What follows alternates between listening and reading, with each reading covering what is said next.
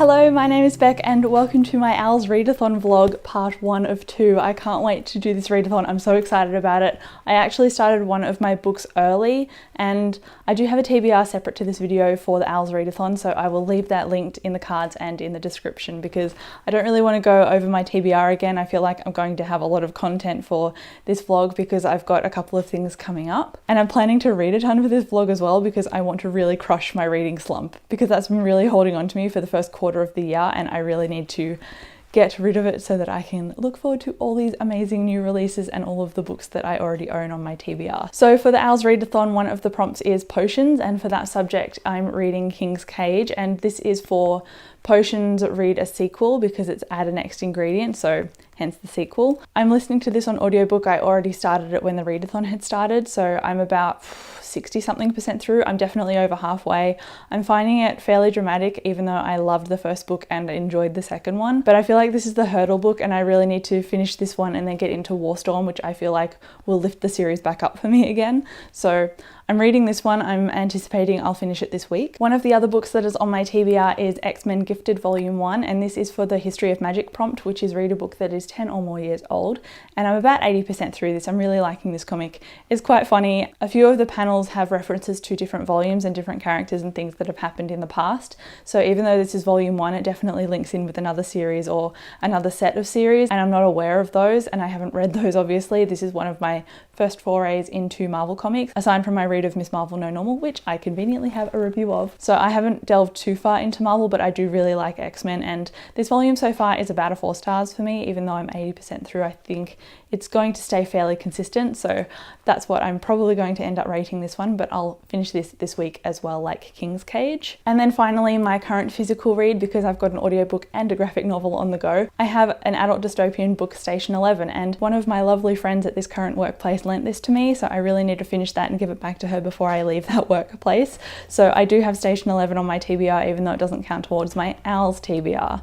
So hopefully that doesn't bog me down too much because I really want to get through all of my OWLS reads, and there's 10 of those, so no pressure. So those are the reads that I've currently got on my plate. I'm anticipating picking up probably another comic book very soon. I do have a couple of those on my TBR and a graphic novel, so maybe I'll pick those up next as physical reads after I finish Station 11. And as an audiobook, I'm going to be reading Sadie next, and I can't remember what prompt that is. I want to say it's Muggle Studies, which is read a contemporary. I'm going to fly through that audio. It's only about 7 hours long and I listen on double speed anyway, so that is going to breeze right by. And then when I've finished that on audiobook, I'll jump into Warstorm, which is the sequel to King's Cage and the final book in the Red Queen series, so I have that waiting and ready to go. But the daylight is dying. It is the 3rd day of the readathon, so it's the 3rd of April and it's around 7 o'clock in the evening, so I don't have much daylight left. It's getting very cloudy and it's coming into autumn in Australia, which is amazing because it is the perfect reading weather and the perfect month to start the OWLS Readathon. I'll obviously let you know what I pick up next as I go, and good luck to everyone doing the readathon. I know I've got a bunch of comments saying people are participating. Let me know what house you're in. I'm in Ravenclaw, and I didn't really say that in my initial TBR video. I also didn't say that my career is going to be writer, which has 3 different prompts. I don't know what they are off the top of my head, but they were 2 specific subjects and then 1 choose your own, but I'm doing 10 of the reading prompts anyway, so that is definitely going to cover my career as a writer. Let's all hope that we get our career goals with this readathon. Let me know if you've got a career goal in mind or if you're just participating to do the prompts. Let me know what house you're in. I can't wait to discuss all of this with you in the comments. And also, before I go and jump into a montage or another clip, I am actually wearing a Hogwarts top today.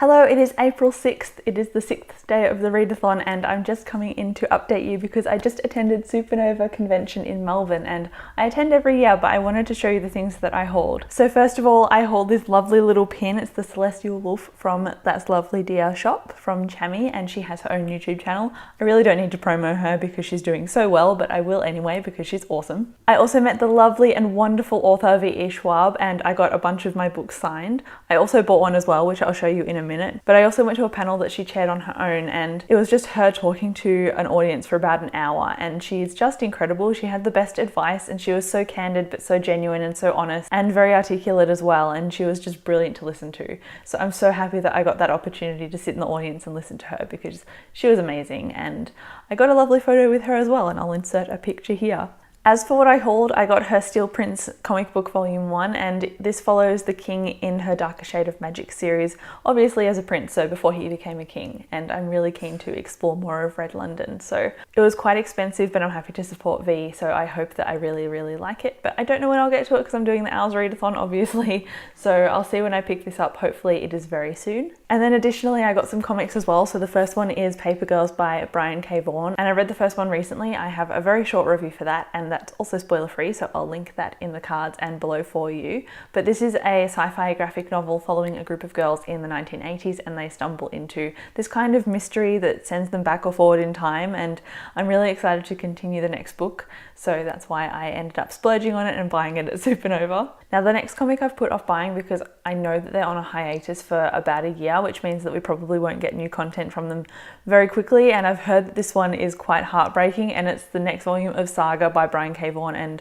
illustrated by Fiona Staples. So I am so excited to get into this. It's a sci-fi graphic novel. It is one of my absolute favorites, and I've been waiting on this installment for ages. It came out mid last year, I want to say. Please don't take that as gospel, I could be wrong. But I can't wait to catch up and read this volume, and then I'm probably going to go back at some point and reread them all again from volume 1 because they're just so beautiful and just so unique, and they always stun me with their plot twists, and I'm sure without rereading them that I've missed a few little details, so I can't wait to go back and revisit those ones. So this is my complete haul for Supernova. Usually I go a little bit more overboard than this, and I'm surprised that I didn't get any manga as well, but we only went for one day this year and usually I do too, so that's probably why. I'd better leave it at this for now, but that is my haul so far, and I have read a few things for the OWLS Readathon, but I'll update that in a separate clip when I've read a little bit more because I kind of want to update a whole bunch at once. So I'll catch you in my next clip. Bye. Why hello again, it is April 10th, so I thought it was time for another update. I have actually finished 2 books for my OWLS and I've started another audiobook. I've also hauled a few things, so I thought it would be the perfect time to sit down and have a chat with you.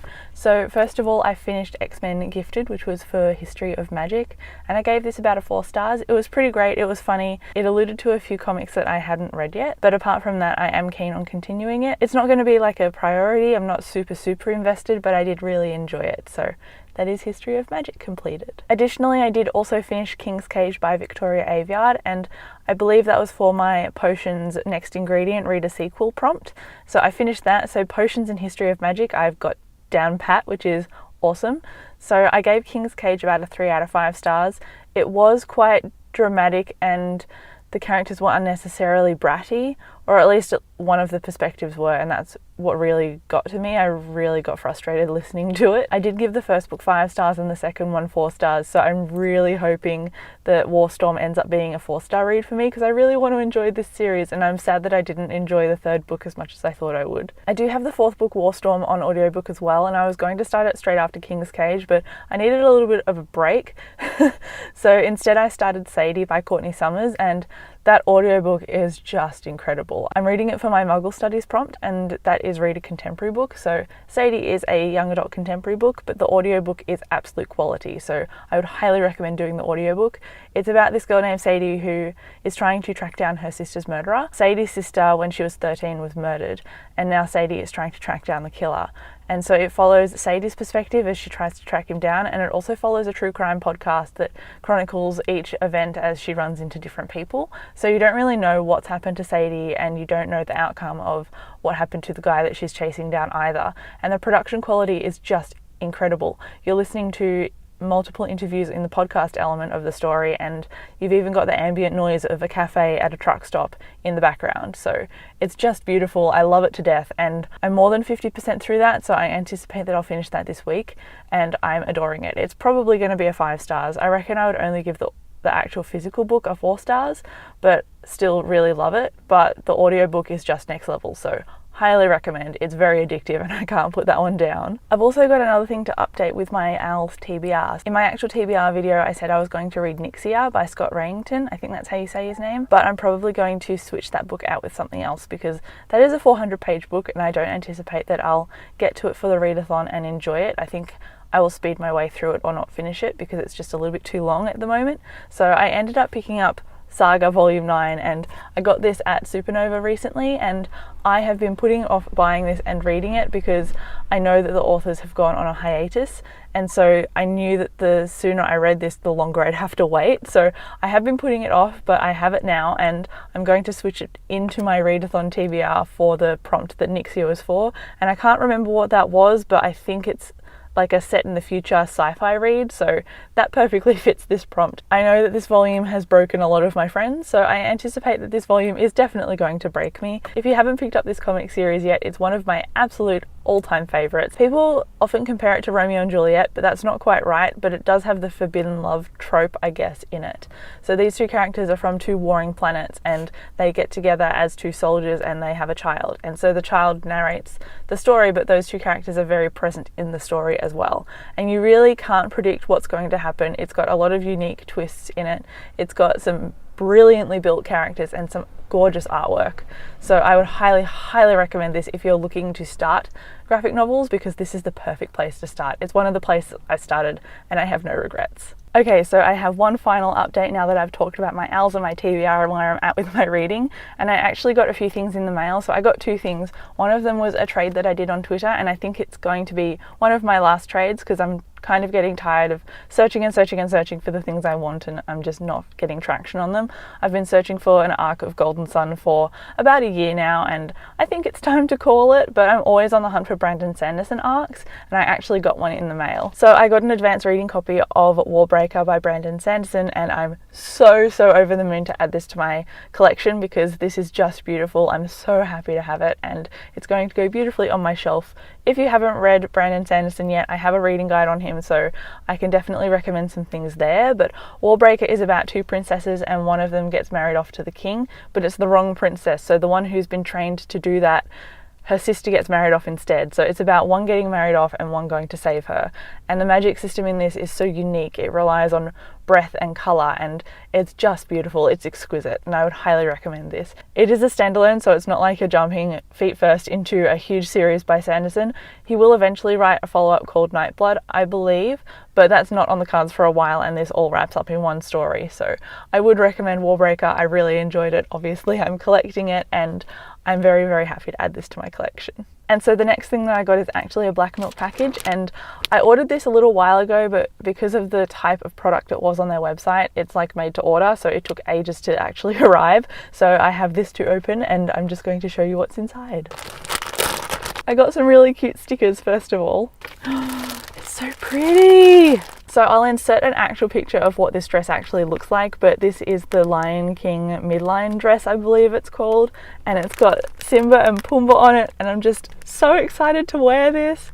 It's long enough to wear to work, but also pretty enough and cute enough to wear like day to day, so it serves 2 functions, and that's the excuse I used to buy it, so there you go. Okay, I think that wraps up this car vlog, so I might catch you in my next clip. I'm not sure when I'll film it next. Hopefully I get through a few things. I want to start Saga really soon. I've almost finished Sadie, and I'm probably going to pick up Station 11 on audiobook because I did talk about that at the very beginning of my vlog, so I ended up picking it up on audiobook, so I'll continue reading that from like chapter 13, which is where I got up to in the physical copy because I gave that back to my friend. That is my next audiobook after I finish Sadie, and then eventually I'll start King's Cage, but I'm not too too stressed about starting it for this readathon. I'm just glad that I'm getting through the series, if I'm being honest, because it's been on my shelf for so long. I should probably tell you real quick what my plans are for today. So obviously I'm in my car and I'm filming another car vlog, which means that I'm not at work today. I have a day off, and then I'm catching up with my friend, and then after that tonight I'm going to the movies and seeing Shazam, which I hope is really good.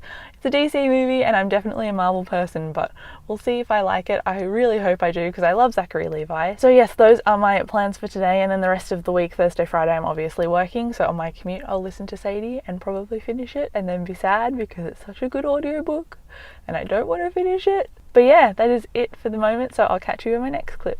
Bye!